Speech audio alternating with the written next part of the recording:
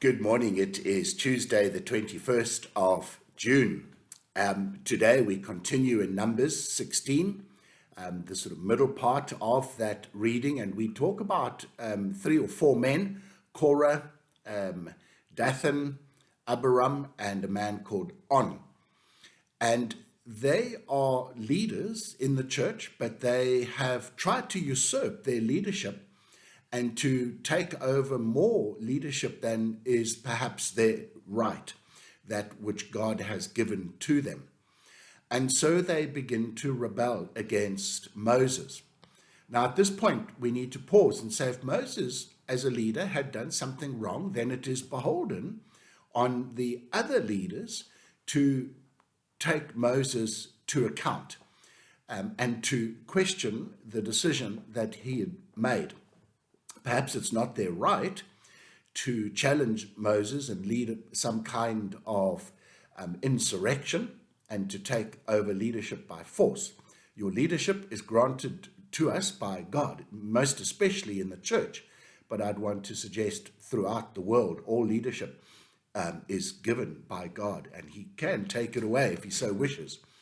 So these leaders who stand against God, Korah and Abiram and Dathan and On, have assumed a position of leadership because they want to somehow usurp the authority of Moses. You see Moses getting perturbed and even angry at their rebellion, and he cries out to God, and he says these very human words. He says, I haven't even taken a donkey from them. I've never abused my leadership position.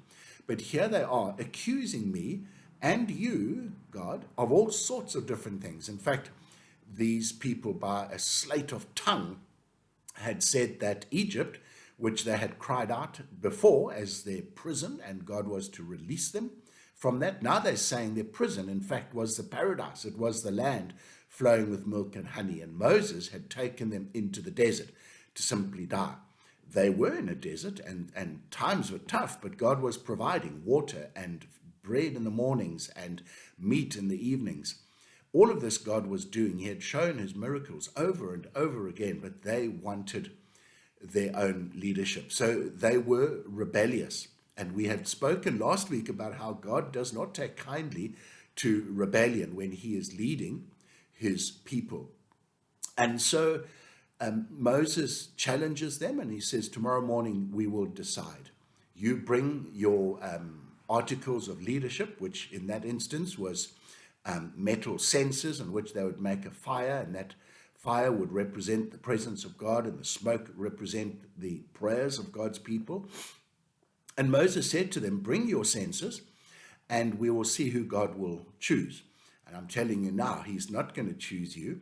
But if you were to die by some normal means in some old age, then perhaps you have a point and God will make the choice. But if you die by some terrible something or the other, then people will know that God was not with you. You were not following and obeying God. And so that's exactly what happens. The following morning, they stand before God. They light the fire in the censers. And God says to Moses, tell everyone else to move away from them because I'm about to bring a terrible punishment on them. And the punishment is twofold. Effectively, the earth opens up and swallows them and then closes up over them. Lightning or fire from God flashes around.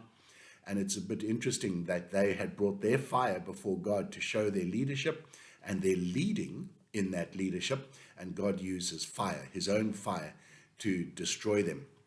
So the somber warning for us is that, in a sense, we're all leaders in one way or the other, but especially those in some form of senior leadership, and especially in the church, but not exclusively so. Do not do anything wrong. Be obedient to God. Be humble and gracious to those whom you lead. And when rebellion stands up against you, and you are truly innocent, then God will be on your side, and those who stand up against you will face the consequences of their misbehavior. So leadership is a wonderful position to be called to, but don't take it to let it get into your head and you kind of use your authority in a horrible way over other people. and make sure you do what is right. And when anyone, if anyone, stands up against you, God will be on your side. So take your leadership role responsibly and obey God in everything you do. Folks, we'll chat again tomorrow. God bless.